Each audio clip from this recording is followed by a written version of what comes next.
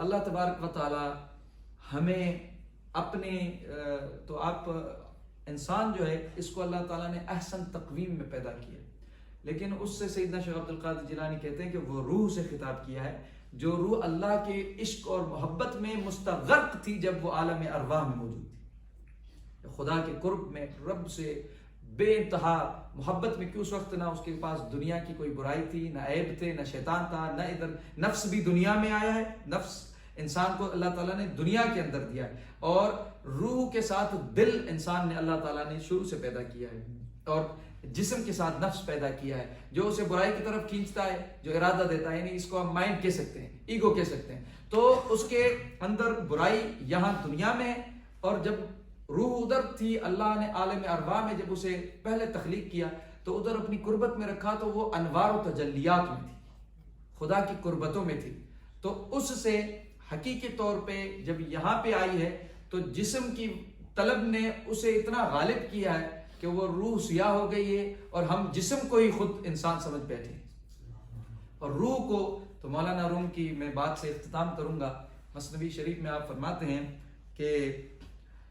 قال اطعمنی فإنی جائع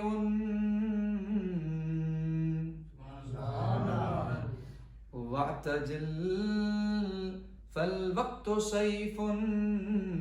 قاطع۔ اب بات تمام عظیم ہے۔ مولانا روم فرماتے ہیں کہ آپ کے اور ہمارے درمیان موجود جو اللہ تعالیٰ نے روح رکھی ہے ہمارے جسم کے اندر، درمیان جسم، وہ روح انسان کی ہر انسان کے ساتھ خطاب کرتی ہے، لیکن اس کو ہر کوئی جواب نہیں دیتا،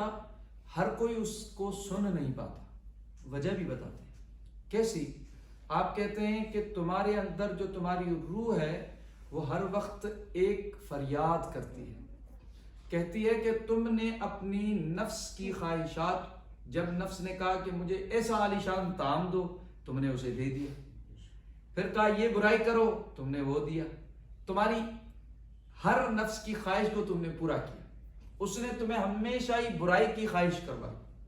اور اس کو تم نے مہیا کر کے دی، اسے تم نے وہ چیز لا کر دی، یعنی وہ عمل کیا تم نے۔ لیکن روح کہتی ہے، رومی فرماتے ہیں، روح یہ فریاد کرتی ہے کہ تم ہمیشہ ظلم کرتے ہو، تمہارا جسم جب تم مرو گے تو یہ بیکار پڑا ہوگا، تم ہو، تمہیں لینے آئیں گے، وہ روح ہے، ٹھیک ہے؟ تو تم خود کو ہی،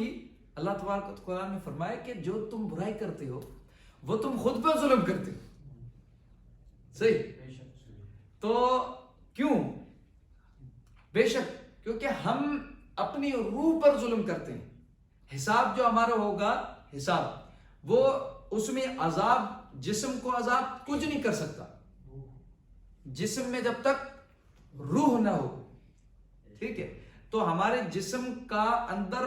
جب تک اس کے اندر روح کا موجود ہونا ہے تب تک ہمیں تکلیف بھی ہوتی ہے۔ مثلا آپ کو میں ایک مثال دوں کہ کسی انسان کو اگر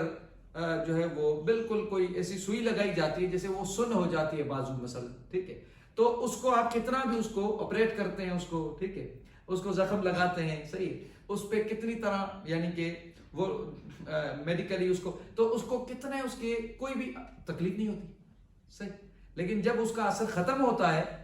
تو اس کا خون جب حرکت کرتا ہے تو اسے پتہ چلتا ہے کہ مجھے تو یہاں تکلیف ہے، صحیح۔ تو اسی طرح انسان کے اندر جو کیفیت اس وقت ہے وہ یہ ہے کہ ہمارے جسم کے اندر جب تک روح موجود ہے ہمارے جسم کو تکلیف ہے، تو روح کو ہی تکلیف ہوتی ہے سر، کیونکہ اس کے موجود ہونے سے اس میں سانس آتی ہے، تو تکلیف اسے ہے، اس کی وجہ سے اسے، صحیح۔ تو اس کے نکل جانے سے جسم کو کتنا بھی آپ کرو وہ جواب میں کچھ نہیں کر پائے، نہ اس کو تکلیف کا ایسا وہ آواز بھی نہیں کرے گا، ٹھیک ہے؟ تو رومی کہتے ہیں کہ روح کہتی ہے تم جسم کے ذریعے مجھے ہی تکلیف میں ڈال رہے اور وہ میں تم ہی ہوں، صحیح۔ اور آپ کہتے ہیں کہ روح کہتی ہے تم جو نفس کو ہر خواہش دیتے ہو وہ اس نے تمہیں اپنی تباہ کاریاں دکھا دی، خدا سے دور کر دیا، اپنے رسول اللہ صلی اللہ علیہ وسلم نبی کریم سے دور کر دیا، قرآن سے دور کر دیا، عبادات سے، نماز سے، روزے سے، ہر خیر سے دور کر دیا، تمہیں برائیوں میں لگا دیا، تمہیں برے اعمال میں لگا دیا، تمہیں ذکر سے محروم کر دیا، تم خدا کو کتنا یاد کرتے ہو، محروم کر دیا تمہیں، نفس کی ہر خواہش مانتے گئے، تمہیں سجدوں سے محروم کر دیا، تمہیں اچھائیوں سے پرے کر دیا، تمہیں تباہ کر دیا، تباہ کاریوں میں لگا دیا، عبادت کو تمہاری تباہ کر دیا، تمہاری عبد والی زندگی کو تباہ کیا، عبودیت کو، تمہاری عبد والی زندگی کو بالکل۔ آپ فرماتے ہیں تو روح کہتی ہے قال اطعمنی فانی جائع، روح کہتی ہے مجھے تو نے بھوکا رکھا ہے، اب تم مجھے کھانا کھلا، وقت جل فالوقت سیف القاطع، وقت تلوار کی دھار کی طرح گزر رہا، ایک دن مر جائیں گے، اسی حالت میں جاؤں گا، کوشش کر تبدیل کر دے حال، اور مجھے اپنی جو طلب ہے وہ دے دے جو تو نفس کو خواہش دنیا کی دیتا ہے، میں تجھ سے دنیا تو نہیں،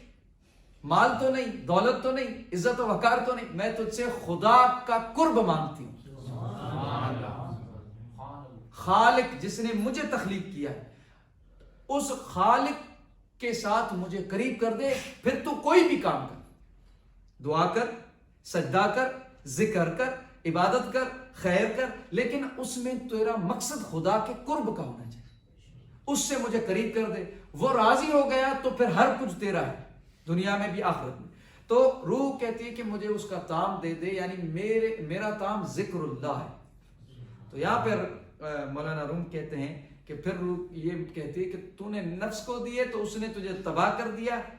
تجھے کل شرمندہ ہو کے خدا کے آگے پیش ہونا پڑے گا، ایسا کیا ہے تجھے۔ اور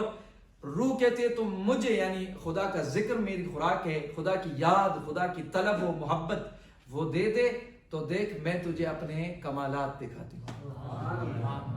خدا کا قرب مل جائے، اس سے بڑا کمال کیا ہے؟